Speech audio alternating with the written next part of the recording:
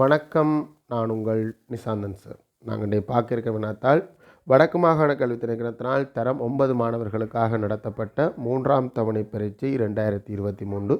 இந்த வினாத்தாள் இந்த பகுதி 2இல் நாங்கள் முதலாவது வினாவை பார்க்க இருக்கிறோம். முதலாவது வினா 4 பிரிப்புகளை கொண்டிருக்கு. அதில் ஏ பகுதி எண்கோளத்தில் இருந்தும், பி பகுதி பின்னம் தொடர்பான வினாவாகவும், சி பகுதி தொடை தொடர்பான வினாவாகவும், அதே மாதிரி டி பகுதி நிகழ்தகவு தொடர்பான வினாவாகவும் இருக்குது. நீங்கள் இன்னும் இந்த குறித்த வினாவை இன்னும் செய்து பார்க்கலைன்னா கீழே டிஸ்கிரிப்ஷன் பகுதியில் லிங்க் இருக்கும் பிள்ளைகள் நீங்கள் பயன்படுத்தி வினாத்தாளை தரவிறக்கம் செய்து பார்த்துட்டு வீடியோக்குள்ளே வாங்கோ. உங்களுக்கு 2 லிங்க் போட்டிருக்கேன். ஒன்று கூகுள் டிரைவ்லேருந்து நீங்கள் டவுன்லோட் பண்ணக்கூடிய மாதிரி போட்டிருப்பேன். கூகுள் டிரைவ்லேருந்து டவுன்லோட் பண்ணுறது சில நேரம் கஷ்டமாக இருக்கும் அப்படின்னு சொன்னால் டெலிகிராம் குரூப் இந்த லிங்கும் போட்டிருக்கேன். டெலிகிராம் குரூப்பில் நீங்கள் இருக்கணுமென்று இல்லை, டெலிகிராம் உங்களோட ஃபோனில் இருக்கணுமென்றும் அவசியம் இல்லை. டெலிகிராம்ன்றது வைவர் வாட்ஸ்அப் மாதிரி, அதுவும் ஒரு அந்த நாங்கள் மக்களோட ஃபோன் கதைக்கக்கூடிய ஒரு ஆப், குழுக்கள் எல்லாம் வச்சுருக்கிற ஒரு ஆப். அதில் நீங்கள் இருக்கணுமெண்ட் அவசியம் இல்லை. அந்த டெலிகிராம் குரூப் இந்த லிங்கை நீங்கள் கிளிக் பண்ணுவதன் மூலமும் உங்களுக்கு அந்த வினாத்தால் தரவிறக்கம் செய்து கொள்ளக்கூடியதாக இருக்கும். நீங்கள் அந்த குறித்த வினாக்களை செய்து பார்த்துட்டு வீடியோக்குள்ளே வருவதன் மூலம் புள்ளியிடக்கூடிய வகையில் தான் திருத்திறகு இருக்கிறோம். உங்களுக்கு எத்தனை புள்ளி கிடைக்குது அப்படின்றத நீங்களே உங்களை ஒரு சுய மதிப்பீடு செய்து பார்க்கக்கூடியதாக இருக்கும். புள்ளிகளை பதிவிடும் போது உங்களோட பெயர், நீங்கள் எங்கேருந்து பார்க்குறீங்க அப்படின்றதோட எந்த வழியான எனது மாணவன், என்னோட பாடசாலை மாணவனா, என்னோடது கல்வி நிலையத்தில் கல்வி கேட்கிற மாணவனா, இல்லை எதிர்காலத்தில் என்னுடைய சூம் மூலமான கணித வகுப்புகளில் இணைந்து கொள்ள இருக்கின்ற மாணவனா அப்படின்றத மறக்காமல் கமெண்ட் பாக்ஸில் பதிவிடுவோம். இந்த வீடியோ எனது சூம் மூலமான கணித வகுப்பு இந்த ரெக்கார்டிங் தரம் 10 புதிதாக இணைந்து கொள்ள போகிற மாணவர்களுக்காக தரம் 9 தேர்ட் டேர்ம் பேப்பர் கிளாஸ் நடைபெற்று கொண்டிருக்கு. அந்த வகுப்பு இந்த ரெக்கார்டிங் தான் நீங்கள் போட்டிருக்கேன். நீங்கள் இந்த குறித்த வகுப்புகளில், அதாவது தரம் 10, 11க்கான வகுப்புகளில் நீங்களும் இணைந்து ஆரம்பம் தொடக்கமே நீங்கள் ஒரு தெளிவான விளக்கத்தோட கணிதத்தை கற்றுக்கொள்ளணும் அப்படின்னு சொன்னால் கட்டாயம் இணைஞ்சு கொள்ளும். இது பேப்பர் கிளாஸ் கூடுதலான பகுதி நான் கதைக்கிறதா இருக்கும். ஆனால் சிலபஸ் வகுப்பு கலந்துரையாட இதெல்லாம் இருக்கும். எனக்கு கலந்துரையாடுற பிள்ளை, சந்தேகம் கேட்குற பிள்ளை தான் எனக்கு தேவை. ஸோ நீங்கள் நிறைய சந்தேகங்களை கேட்கும்போது வகுப்பும் சுவாரஸ்யமாக இருக்கும். கலந்துரையாடும்போது நானும் குட்டி குட்டி கேள்விகள் கேட்பேன். நீங்கள் எனக்கு அதுக்கு குட்டி குட்டி பதில்கள் சொல்லும்போது அந்த வகுப்பில் உங்களுக்கு ஒரு புரிதலோடையே அந்த பாடத்தை உங்களுக்கு அறிமுகம் செய்து கொள்வேன். ஸோ அந்த பாடம் உங்களுக்கு ஆரம்பத்திலேயே தெளிவாக விளங்கிடுச்சுண்டா மறந்தால் கூட வேகமாக ஞாபகப்படுத்தி கொள்ளக்கூடியதாக இருக்கும். வகுப்புகளில் இணைந்து கொள்கிறேன்டா அது தொடர்பான விவரத்தை என்கிட்ட கேட்டும் பெற்றுக்கொள்ளக்கூடியதாக இருக்கும். சரி, வாங்கோ கேள்விக்குள்ளே போவோம். வினா இலக்கம் 1 ABCD என்று 4 பகுதிகளாக பிரிச்சிருக்கு. இந்த கட்டாயம் இந்த வினாவை நாங்கள் செஞ்சு தான் ஆகணும், செய்யாமல் விடையலாது. அதில் ஏ பகுதி வினா, சேமிப்பு பழக்கத்தை ஊக்குவிக்கும் முகமாக சிறுவன் ஒருவனுக்கு அவனது தாய் ரூபாய் 20 உண்டியலிட்டு சேமிப்பை துவங்கி வைத்தார். அவற்றை அம்மா அவருக்கு உண்டியலில் காசை போட்டு ஒரு உண்டியலை கொடுக்குறார். அந்த உண்டியலில் அவள் போடும்போது ஏற்கனவே அந்த உண்டியலில் எவ்வளோ போட்டு கொடுத்து கொள்கிறா, ரூபாய் 20 அவன் இந்த அம்மா போட்டுட்டு அந்த உண்டியலை அவன் இந்த மகன்கிட்ட கொடுபடுது. ஸோ இனி இந்த மகன் ஒவ்வொரு நாளும் தான் தனக்காக செலவுக்கு தர்ற பணத்தில் ஒரு சிறிய தொகையை மீதப்படுத்தி அந்த உண்டியலில் அவன் கொஞ்சம் கொஞ்சமாக போடணும். ஆனால் இப்போ நாங்கள் சேமிப்பை ஸ்டார்ட்லேயே பெரிய லெவலில் சேமிக்க பழக மாட்டோம். முதல்ல கொஞ்சமாக சேமித்து பிறகு கொஞ்சம் கொஞ்சமாக அந்த சேமிப்பை கூட்டி கொள்ளலாம். ஆனால் இங்கே நடக்கிற கதையை இந்த வசனத்தில் சொல்லியிருக்கு. உண்டியலில் இட்டு சேமிப்பை தொடங்கி வைத்தார். மறுநாள் முதல் ஒவ்வொரு நாளும் அதை வாசிக்கும் போது ஒழுங்காக வாசிக்கணுமா, மறுநாள் முதல் ஒவ்வொரு நாளும் ரூபாய் 5 வீதம் உண்டியலில் இட்டு வந்தார். ஸோ இவர் என்ன செய்கிறாருண்டா, உண்டியலை கொண்டே சேமிக்கிற ஒரு இடத்துல வச்சுட்டு ஒவ்வொரு நாளும் முதல் ஏற்கனவே 20 ரூபா அம்மா போட்ட 20 ரூபா அந்த உண்டியலில் இருக்குது.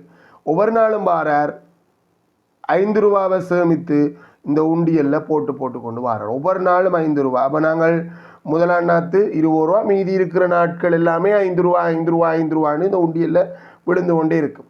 இங்கே முதலாவதாக கேட்கப்பட்ட கேள்வி என்னென்னா, முதல் 4 நாட்களிலும் உண்டியலில் உள்ள பணத்தை முறையே எழுத. உண்டியலில் உள்ள பணம் முதலாம் நாள் எடுத்தோம்னா அம்மா போட்ட காசு மட்டும்தான் உண்டியலில் இருந்தது, 20 ரூபா, ரூபாய் 20.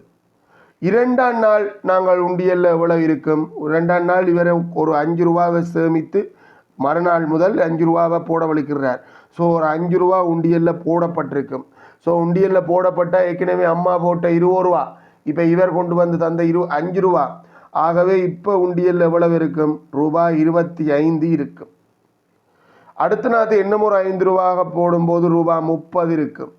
அடுத்த நாள் இன்னும் ஒரு 5 ரூபா போடும்போது ரூபாய் 35 இருக்கும்.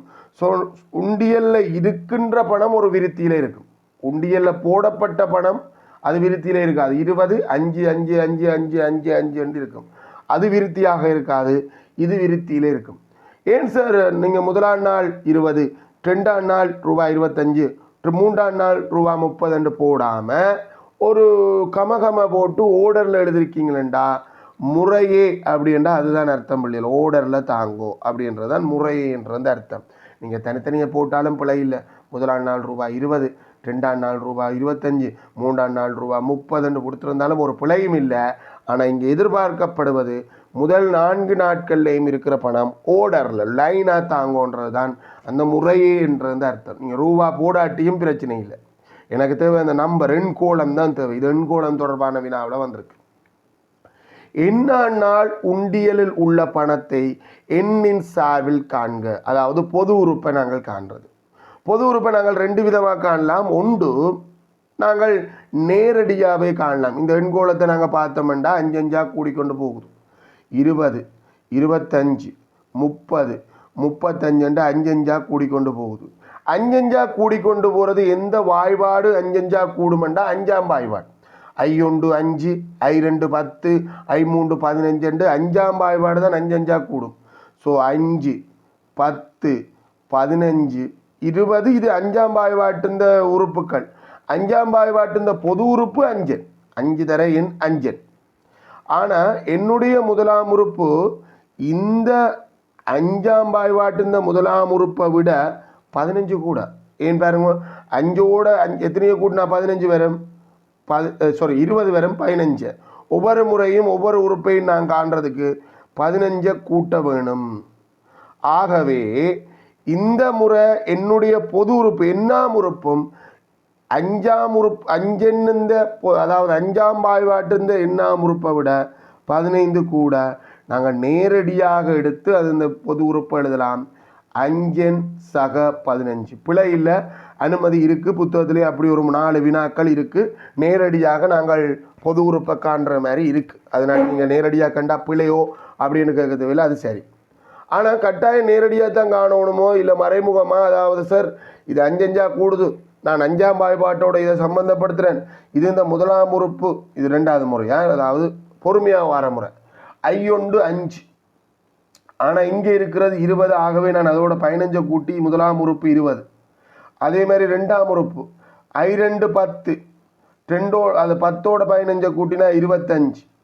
3ஆம் உறுப்பு I3 15, 15ஓட 15 கூட்டினா 30. ஸோ எண்ணாம் உறுப்பு இங்கே எது மாறுது அப்படின்னு பார்த்தா அந்த முதலாம் உறுப்பில் 1ஆல் பெருக்கப்படுது, 2ஆம் உறுப்பில் 2ஆல் பெருக்கப்படுது, 3ஆம் உறுப்பில் 3ஆல் பெருக்கப்படுது. அப்போ எண்ணாம் உறுப்பில் 5ஓட எண்ணால் பெருக்கி 15 கூட்டணும். இங்கே சுருக்கி விட வராது, கோவை ஒன்று தான் வரும். அதுதான் பொது உறுப்புக்கான கோவை. 5 சக 15 அவ்வளோதான். அவர் 30 நாட்களில் சேமித்த பணத்தை காண்க. 30 நாட்களில் இன்றைக்க இதில் ஒரு கேள்வியில் மிஸ்டேக்னு நினைக்கிறேன். அவர் 30 நாட்களில் சேமித்த பணம், சரி நான் தான் குழம்பிட்டேன். 30 நாட்களில் இன்றைக்கு நாங்கள் என்ன நினைக்கிறோம், வழக்கமான எண்கோளம் தொடர்பான கேள்விகளை செஞ்சு அந்த பழக்கத்துக்கு வாரம். வழக்கமான எண்கோளம் தொடர்பான கேள்வியில் என்ன செய்வோம், 30 நாட்களில் உள்ள சேமித்த பணம் அப்படி என்று சொல்லும்போது நாங்கள் வழக்கமாக நாங்கள் சொல்கிற எண்கோள கணக்குகள் இருக்குமே. முதலாம் நாள் ரூபாய் 10, 2ஆம் நாள் ரூபாய் 15, 3ஆம் நாள் ரூபாய் 20, 4ஆம் நாள் ரூபாய் 25 என்று சொல்லும்போது 30 நாட்களில் இன்றைக்கு நாங்கள் 30ஐயும் கூட்டணும். ஏன்னா அவர் சேமிக்கிற பணம் தான் கோலமாக தரப்படும். இந்த முறை தரப்பட்டது என்னென்றா ஒவ்வொரு நாளும் அவற்றை உண்டியலில் எவ்வளவு இருக்குமென்றது தான் அந்த எண்கோணம். அதாவது இந்த முதலாம் உறுப்புன்றது முதலாம் நாளில் உண்டியலில் இருக்கிற பணம். இந்த 2ஆம் உறுப்புன்றது 2ஆம் நாளில் உண்டியலில் இருக்கிற பணம். 2ஆம் நாளில் உண்டியலில் இருக்கிற பணம்ன்றது 2 நாட்கள் சேமித்த பணம். அந்த 2 நாளும் அவர் சேமித்த பணம் 25 ரூபா. இப்போ இது 4ஆம் உறுப்பு. இந்த 4ஆம் உறுப்புன்றது 4ஆம் நாள் உண்டியலில் இட்ட பணமா இல்லை 4 நாட்களில் சேமிக்கப்பட்ட பணமா? 4 நாட்களில் ரூபாய் 35 சேர்த்தான். ஸோ இப்போ எங்களுக்கு இவர் 30 நாட்களில் சேமித்த பணம் வேணுமெண்டா இந்த எண்கோளத்தின் 30ஆம் உறுப்பாக இருக்கும். அப்போ இந்த எண்கோளத்தின் 30ஆம் உறுப்பை காண்றதுக்கு என்ன செய்யலாம்? டிஎன் சமன் எங்களுக்கு பொது உறுப்பு இருக்கு 5n சக 15 என்ற எண்கோளத்தின் பொது உறுப்பில் டி 30 கண்டா சரி 5 தர 30 சக 15 5 தர 30 150 150ஓட 15 கூட்டினா 165 ரூபா இவர் 30வது நாளில் சேமித்த பணமாக இருக்கும். 165 எழுதத்தான் படிக்கணும் அதை பிடிக்கும் ரூபா 165 இதுவர் 30வது நாளில் சேமித்த பணமாக இருக்கும். இதை எண்கோளத்தின் ஐடியாவிலையும் காணலாம், இல்லை நாங்கள் வேறு மாதிரியும் காணலாம். முதலாம் நாள் ரூபா 20 ரூபா அம்மா உண்டியலில் போட்டு தந்தவ, மீதி இருக்கிற 29 நாட்களும் 5 ரூபா வீதம் இந்த பையன் உண்டியலில் போட்டவன். ஸோ 20 அம்மா தந்த காசு, இவன் போட்ட காசு 29 படி 5 45 5 போட்டு 4 மிச்சம் 8 4 12 ரூபா பாருண்டா 5 போட்டு 4 மிச்சம் 10 4 14 ரூபா 145 இவன் உண்டியலில் போட்ட காசு. ஆக மொத்தத்தில் ரூபா 165 ரூபா 30 நாட்களில் உண்டியலில் சேமிக்கப்பட்டிருக்கும். எத்தனையாவது நாளில் ரூபாய் 200 காணப்படும்? ரூபாய் 200 எப்போ உண்டியல்ல இருக்கும் அப்படின்ற கேள்வி. இதுக்கு நாங்கள் முதல்ல எண்கோளத்தின் ஐடியாவை பயன்படுத்துவோம். எண்கோளத்தை பயன்படுத்தி ரூபாய் 200 எப்போ உண்டியல்ல இருக்குமென்று காண்றதுண்டா, இந்த எண்கோளத்தில் ஏதோ ஒரு கட்டத்தில் எங்களுக்கு 200 அப்படின்ற விட வரப்போகுது. 200 என்ற விட எப்போ வரும் அப்படின்றத காணணும். இந்த விருத்தியில் எண்கோளத்தில் ஒரு கட்டத்தில் 200 என்ற பெருமானம் இருக்க போகுது. 200 எப்போ வரும் என்று காணணுமெண்டா, நாங்கள் இந்த பொது உறுப்புக்கு 1 போட்டால் 1ஆம் உறுப்பு வரும், 2 போட்டால் 2ஆம் உறுப்பு வரும், 10 போட்டால் 10ஆம் உறுப்பு வரும், 25 போட்டால் 25ஆம் உறுப்பு வரும். என்ன நம்பர் போடுறோமோ அத்தனையாம் உறுப்பு வரும். ஆனால் இப்போ ஏதோ ஒரு பெருமானம் போடும்போது 200 என்ற பெருமானம் வருது. பொது உறுப்புக்கு 200 என்ற பெருமானம் வருது. ஸோ பொது உறுப்பை நாங்கள் 200ஓட சமப்படுத்தணும். எப்போ எண்ணுக்கு என்ன பெருமானத்துக்கு 200 வரும் அப்படின்றதுக்கு நாங்கள் 200ஓட சமப்படுத்தணும். ஸோ இப்போ எண்ணுக்கு என்ன பெருமானம் போட்டால் 200 வரும்ன்றதை காண்றதுக்கு இதை தீர்த்தா போதும். சக 15 சமன்பாட்டுன்னு அந்த பக்கம் அனுப்புகிறேன். சக 15 அங்கே போகும்போது சய 15 200ல் இருந்து 15 கழிக்கணும். 200லேருந்து 15 கழிச்சா 10 கழிச்சா 190, அங்கே 5 கழிச்சா 185. ஸோ இப்போ நாங்கள் என்ன காண்றதுக்கு என்ன செய்யணும்? 2 பக்கமும் 5ஆல் வகுப்பீங்க. 5ஆல் வகுக்கும்போது இந்த பக்கம் என்னண்டு வரும்? 18ல் 3 முறை 3 மிச்சம் 35ல் 7 முறை. ஸோ எண்ணுக்கு 37 போட்டால் இந்த எண்கோளம் இந்த கோவை 200 என்ற விடையை தரும். ஸோ எண்ணுக்கு என்ன போடுறோமோ அதுதான் எண்கோளத்தின் எத்தனையாம் உறுப்பு. இப்போ 5ஆம் உறுப்புன்றா தான் 5 போட்டு நாங்கள் என்ன பதிலாக. ஸோ 37ஆம் உறுப்பாக இருந்தால் தான் நாங்கள் 37 போட்டிருப்போம். 37ஆம் உறுப்புன்றது 37வது நாளில் சேமித்த பணம். ஆகவே கேட்ட கேள்விக்கான விட எத்தனையாவது நாளில்? 37வது நாளில். இது ஒரு விதம். கட்டாயம் இந்த மாதிரி தான் செய்யணும் இல்லை. 2வது விதம் கொஞ்சம் வித்தியாசம், கவனமாக இருக்கணும். அதாவது முதலாம் நாத்து ரூபா 20 அம்மா தந்தவு தானே. இந்த 200ல் அம்மா தந்த 200ம் 20ம் இருக்கும். ஸோ அம்மா தந்ததை கழிப்போம். கழிச்சு விட்டால் 180 ரூபா நாங்கள் இவர் சேமித்த பணம். இது 2ஆம் நாள்லேருந்து தான் இவர் சேமிக்க தோங்குறார். ஸோ இவர் சேமிக்கப்பட்ட இவர் எத்தனை நாள் இந்த 180 ரூபாவை உண்டியலில் இட்டிருப்பார்? வசனம் எழுதணும். 180 5ஆல் வகுத்தமெண்டா அது வரும் 36 தான் வரும். அப்போ இதில் 37 வருது சார், இதில் 36 வருது சார், ரெண்டும் வேறு வேறு விடையாக இருக்கே, சரியோன்னு கேட்டால் ஒரு பிழையும் இல்லை. இது இவர் 36 நாட்கள் உண்டியலில் போட்டவர், அம்மா ஒரு நாள். ஆக மொத்தத்தில் டோட்டலாக மொத்த நாட்கள் அந்த அம்மா போட்ட ஒரு நாளும் அதுக்கு பிறகு இவர் 36 நாட்கள் உண்டியலில் போட்டவர்.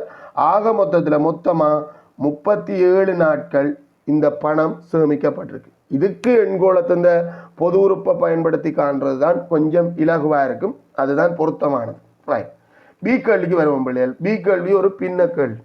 உங்களுக்கு பின்ன கேள்வியை கண்டா தரம் 9 பொறுத்த வரைக்கும் பயப்படுறதுக்கு ஒன்றுமே இல்லை. தரம் 10க்கு வந்த பிறகுதான் நாங்கள் கொஞ்சம் கவனமாக பார்க்க வேண்டியிருக்கும். ஏனெண்டா அங்கே மீதியின் பின்னங்கள் எல்லாம் தரப்படும். எங்களுக்கு 9ஆம் ஆண்டில் ஒரே ஒரு கேள்வி மட்டும் எங்களோட புத்தகத்தில் கடைசி கேள்வி மட்டும் மீதியின் பின்னத்தோட ஒரு கேள்வி கேட்டிருக்கு. மற்றபடி லேஸில் கேட்கறது இல்லை. நாங்கள் வழக்கமாக எண்கணிதத்தில் எப்போ கூட்டுவோமோ அதே தான் பின்னத்திலையும் கூட்டுறதுக்கான வாய்ப்பு. என்ன, நாங்கள் வழக்கமாக பின்னத்தில் எப்போ வழக்கமாக எண்கணிதத்தில் சாதாரண வாழ்க்கையில் எப்போ கூட்டுவோம், மொத்தமாக எவ்வளவு அவன்றதை காண்றதுக்கு மொத்த பெறுமதி இல்லை மொத்த நீளம் இல்லை மொத்த பணம் ஏதாவது காண்றதுக்காகத்தான் கூட்டுவோம். அதே தான் இங்கேயும் நாங்கள் மொத்த அளவு மொத்தத்தின் பின்னமாக முழுவதின் மொத்தத்தையும் காண்கோன்னு சொல்லிக்க பின்னமாக காணுங்கோட்டே பின்னத்தை கூட்டுவோம். அவ்வளோதான். கவனம் என்னென்னா கூட்டப்படுகின்ற ரெண்டு பின்னமும் முழுமை இந்த பின்னமாக இருக்கணும். ஆனால் தரம் 10க்கு முழுமையின் பின்னம் தரம் 9க்கு முழுமையின் பின்னமாக தான் தருவடும். தரம் 10க்கு வந்த பிறகு தான் நாங்கள் கொஞ்சம் கவனம் எடுக்கணும். சரிதானே? கழிக்கும் போதும் அதே தான். மீதி காண்றதுக்கும் கழிப்போம், வித்தியாசம் காண்றதுக்கும் கழிப்போம். ரெண்டு சந்தர்ப்பம். பெருக்கிறது பிரிக்கிறதுல எந்த பிரச்சனையும் இல்லை. என்று வந்தால் பெருக்குவோம், பிரித்துலண்டா மடங்கு காண வேண்டி வந்தால் வகுப்போம். ஆனால் கூட்டும் போதும் கழிக்கும் போதும் முழுமையின் பின்னமாக இருக்கணும். தரம் 9க்கு அந்த பிரச்சனையே இல்லை. நீர்த்தாங்கி ஒன்றில் உள்ள நீர்த்தாங்கி ஒன்றினுள் 3/2 பங்கு நீரினால் நிரப்பப்பட்டுள்ளது. ஸோ இங்கே ஏற்கனவே டேங்கில் தண்ணி இருக்குது. இது நாங்கள் பின்னமாக யோசிச்சா சரி வராது. சும்மா உங்களுக்கு படம் மட்டும் போட்டு காட்டுறேன், நீங்கள் புரிஞ்சு கொள்றேன்னா விளங்கி கொள்ளுங்க பிள்ளைகள். ஒரு டேங்கில் சரியாக 3ஆக பிரித்து 2 பங்குக்கு நீர் இருக்குது. இப்போ இந்த தாங்கிக்குள்ளே நாங்கள் மேலும் நீரை சேர்க்க போகிறோம்னு நினைக்கிறேன். தாங்கியின் கொள்ளளவின் 4/1 பங்கு நீர் மேலும் தாங்கியில் சேர்க்கப்படுது. வெறும் டேங்காக இருக்கும்போது இந்த தாங்கியை சரியாக 4ஆக பிரித்து 1 பங்கு நீர் எவ்வளவு இருக்குமோ அந்தளவு நீரை மேலும் இந்த தாங்கிக்குள்ளே நான் சேர்க்க போகிறோம். அப்படி சேர்க்கும்போது தாங்கி தற்போது தாங்கியில் உள்ள நீரின் அளவானது தாங்கியின் மொத்த கொள்ளளவின் பின்னமாக தருக. இதை நாங்கள் கடுமையாக யோசிச்சா சரி வராது. இப்போ உதாரணத்துக்கு சிம்பிளாக இந்த டேங்கிக்குள்ளே ஏற்கனவே 700 லிட்டர் நீர் இருக்குது. நான் ஒரு 200 லிட்டர் நீரை டேங்குக்குள்ளே ஊற்ற போகிறேன். இப்போ மொத்தமாக எவ்வளவு நீர் இருக்குது? 900. என்ன செஞ்ச? கூட்டின. எப்படி நம்பராக இருக்க கூட்டுறியோ அதே தான் பின்னமாக இருக்கவும் கூட்டுவேன். யாரை கூட்டணும்?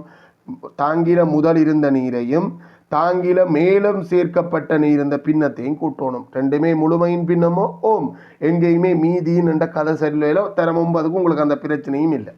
பகுதியின் சமன் இல்லை, பொமசி எடுக்கணும். கூட்டும் போது பின்ன கூட்டலுக்கு 12. அப்புறம் 3 நாளை கூட்டி 7 போடுறேன். பகுதியின் சமனில் பொமசி எடுக்கணும் 12 சமனாக இருந்தால் தான் கூட்டலும். அதாவது விளக்கமாக சொல்லணுமெண்டா இந்த எல்லா தாங்கியை முழுமையாக மூடிட்டா எல்லா டேங்கையும் 12 என்ற மாதிரி பிரிக்கிறேன். ஸோ இதை 4 கட்டங்களாக பிரிக்கணும். ஒன்றையும் அப்படியெல்லாம் யோசிச்சு கணக்கு செஞ்சால் முடியாது.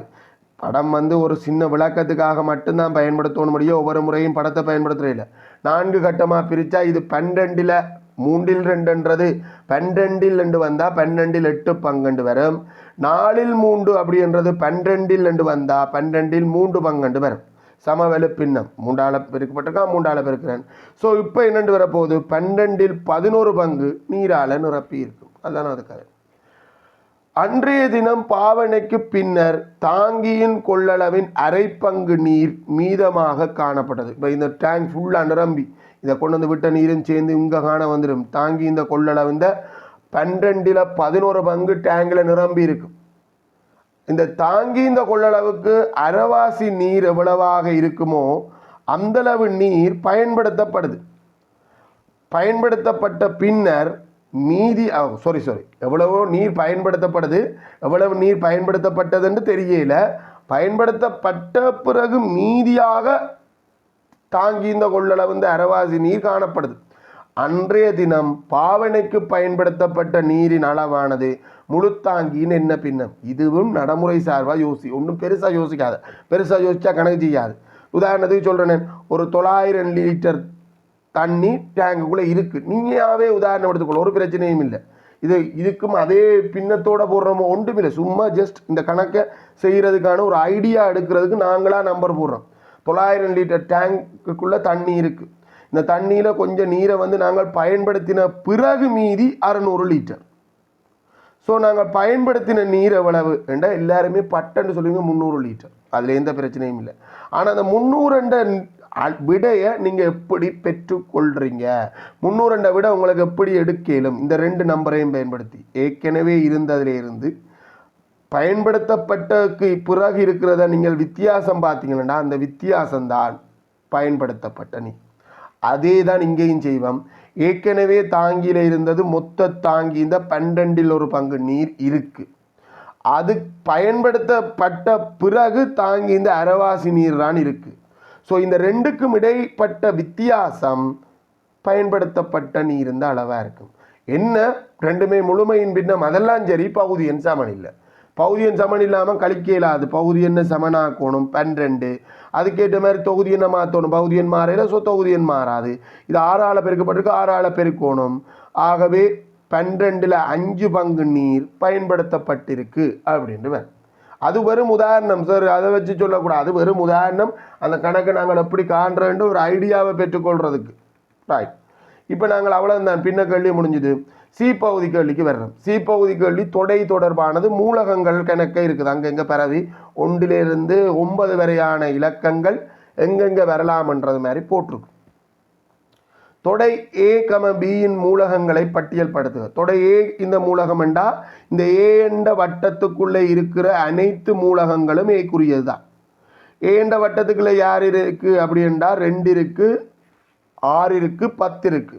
இந்த 4 மட்டும் ஏ என்ற வட்டத்துக்குள்ளே இருக்கா அப்படின்னு கேட்டால் இல்லையே சார் அது பிக்குள்ளேயே இருக்குது அப்படின்னு சொல்லணும் மாதிரி தோணும். ஆனால் இல்லை, அது வட்டம் ஏக்குள்ளேயும் இருக்குது. ஏக்குள்ளே இருக்கிற அவ்வளோ பேரும் நீ ஓர்டரில் கொடுக்கணும் இல்லை, கட்டாயம் மூலகங்களை பட்டியல் படுத்தும் போது சங்கிலி அடைப்போட எழுதணும். அது மிக முக்கியம். எது எது வரும்?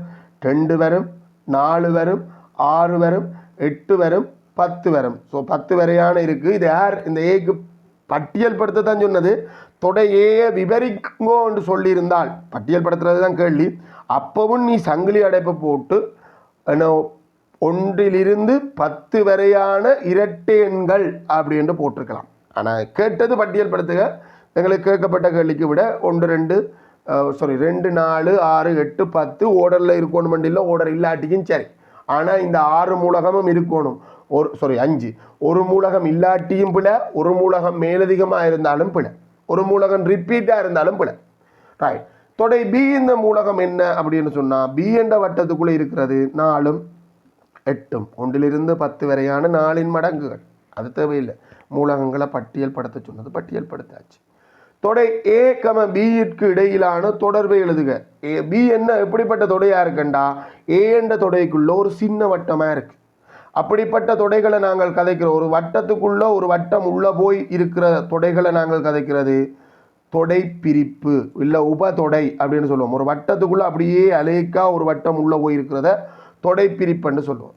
ஸோ அந்த சந்தர்ப்பத்தில் நாங்கள் இங்கே கதைச்சா தொடைப்பிரிவு. ஆர் தொடைப்பிரிவு, ஆர் உள்ளே போய் இருக்கிறாரோ அவர் தான் தொடைப்பிரிவு.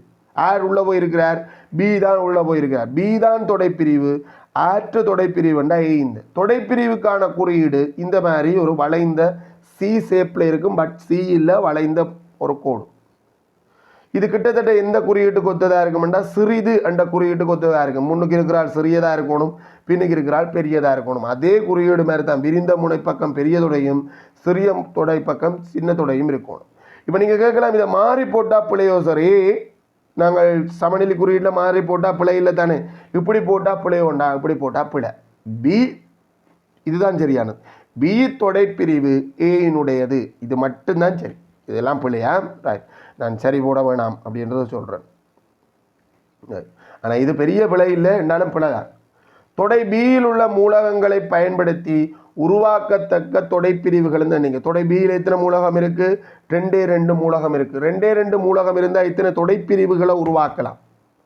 இதை நாங்கள் உருவாக்கியும் பார்க்கலாம். ஒன்று இதில் இருக்கிற மூலகங்களை வச்சு வேறு என்ன தொடைப்பிரிவு? சூனியத்தொடை, அது ஒரு தொடைப்பிரிவு.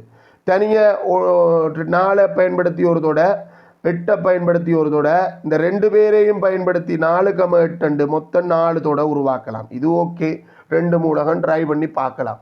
இதுவே 5 மூலகமாக இருந்தால் சரி வராது.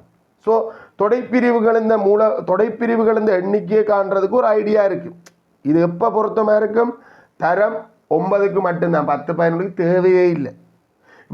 2 மூலகம் இருந்தால் 2 2 இருக்கும் 4. இப்போ ஒருவேளை 5 மூலகம் இருந்தால் 2 5 அப்புறம் 5 2 ஒன்று பொருள் இல்லை, 2 5 32 தொடைப்பிரிவுகளை உருவாக்கலாம்.